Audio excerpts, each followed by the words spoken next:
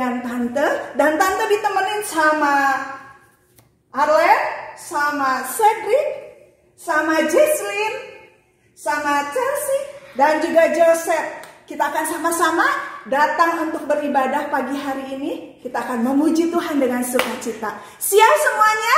Siap ya, kita semangat datang memuji Tuhan. Tetapi sebelumnya kita akan berdoa terlebih dahulu. Yuk semuanya, matanya ditutup, tangannya dilipat, kita akan berdoa. Tuhan Yesus, terima kasih Tuhan untuk hari ini. Kami datang kembali ke rumah-Mu, memuji-Mu, dan kami mau dengar firman-Mu. Kami mau sungguh-sungguh memuji Tuhan. Pimpin kebaktian ini dari awal sampai pada akhirnya. Di dalam nama Tuhan Yesus, semua yang percaya sama-sama katakan amin. Ya, anak-anak kita bangkit berdiri semuanya yang di rumah. Ya, yuk dengan semangat kita akan nyanyikan kasih Yesus indah-indah, oh indah. Siap ya semuanya ya? Siap. Ya.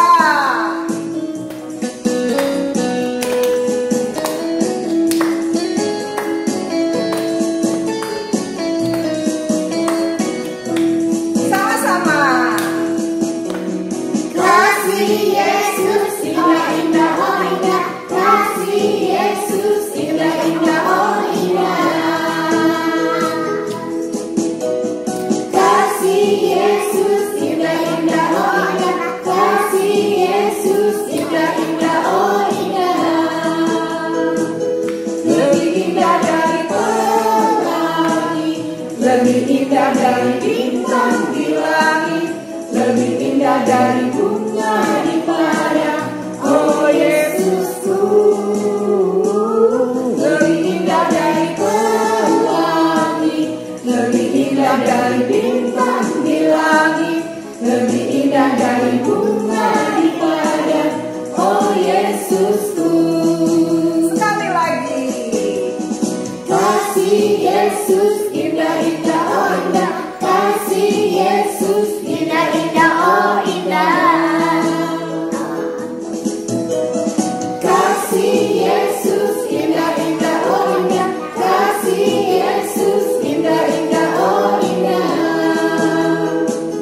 Lebih indah dari pelangi, lebih indah dari bintang di langit, lebih indah dari bunga di padang, oh Yesusku. Lebih indah dari pelangi, lebih indah dari bintang di langit, lebih indah dari bunga di padang, oh Yesusku, oh Yesusku. oh Yesusku, oh Yesusku.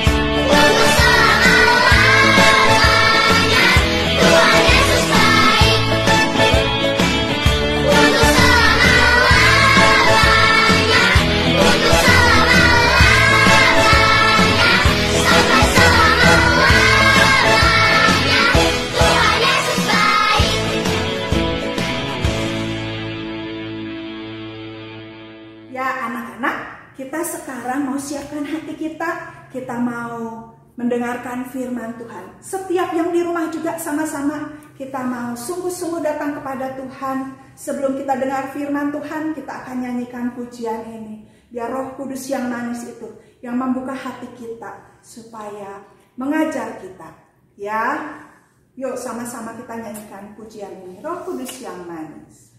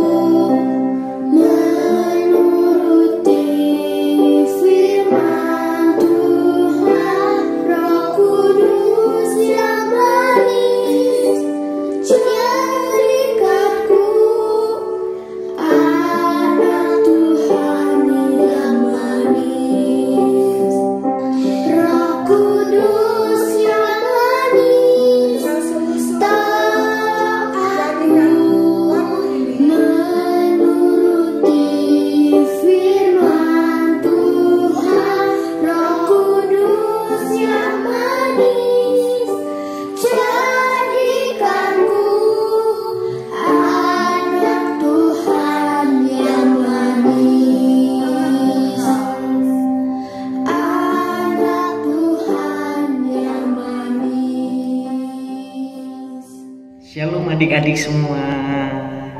Gimana kabarnya hari ini? Sehat-sehat ya semua. Kita harus tetap jaga kesehatan. Dan jangan lupa kita terus tetap cuci tangan supaya kita tetap sehat. Nah, hari ini kita akan belajar dari tokoh Daud dan Mephiboset. Siapa itu? Nah, sebelum kita lanjut dalam ceritanya, mari kita berdoa dulu. Tuhan Yesus, kami bersyukur Tuhan buat hari ini kami anak-anak-Mu Tuhan hendak mendengarkan kebenaran firman-Mu. Biarlah Tuhan Kau berikan kepada kami hikmat supaya kami dapat mengerti apa yang menjadi kebenaran firman-Mu. Tuhan Yesus, anak-anak-Mu mendengarkan kebenaran firman-Mu. Berkati kami ya Tuhan, supaya kami menjadi anak-anak yang Engkau pakai menjadi luar biasa. Inilah doa kami, hanya di dalam nama Tuhan Yesus Kristus kami mau mendengarkan firman-Mu. Amin. Raja Daud dan Mephiboset. Nah, adik-adik, hari ini kita mau belajar tokoh Raja Daud dan Mephiboset. Nah, ketika Daud menjadi raja, dia teringat akan janji yang pernah dibuat kepada putra Raja Saul, yaitu Yonatan, ayah daripada Mephiboset, untuk menunjukkan kebaikan kepada keluarga dan keturunannya. Nah, adik-adik tahu nggak? Pada saat itu, Yonatan dan Saul sama-sama tewas dalam pertempuran melawan orang Filistin. Pada saat itu juga, seorang penguasa baru sering membunuh kerabat raja sebelumnya karena mereka mungkin menjadi ancaman bagi pemerintahannya. Daud bertanya kepada penasihatnya, apakah ada orang yang termasuk dalam keluarga Saul yang kepadanya saya dapat menunjukkan kebaikan demi Yonatan? Seorang hamba Saul yang bernama Ziba dipanggil. Pada saat itu, Daud memanggil Ziba, pembantu Saul. Ziba, "Ya tuanku, kemari, aku hendak bertanya kepadamu. Apakah ada orang yang masih hidup dari keluarga Saul yang kepadanya aku dapat menunjukkan kebaikan Tuhan?" Kemudian Ziba menjawab, "Ada tuan, dia Mephiboset, putra Yonatan yang lumpuh kedua kakinya." Adik-adik tahu nggak kenapa Mephiboset lumpuh kedua kakinya? Karena pada saat itu Mephiboset masih kecil dan tinggal di istana. Ada seorang utusan datang untuk mengumumkan berita kematian Raja Saul dan bahwa orang Filistin akan datang. Nah, pada saat itu ada perawat yang merawat Mephiboset, membawanya dan melarikan diri. Tetapi karena perawat tersebut buru-buru pergi, sehingga menyebabkan Mephiboset terjatuh dan menjadi cacat. Raja Daud bertanya lagi kepada Ziba, "Ziba, di mana Mephiboset?" Daud bertanya. Ziba menjelaskan, "Mephiboset tinggal di Lodebar, tuanku."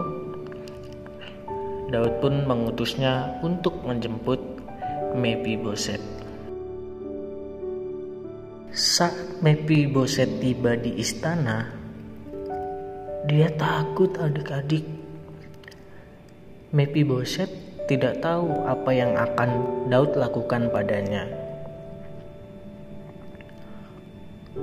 Tapi Daud berkata, "Jangan takut, karena aku akan menunjukkan kebaikan demi ayahmu, Yonatan."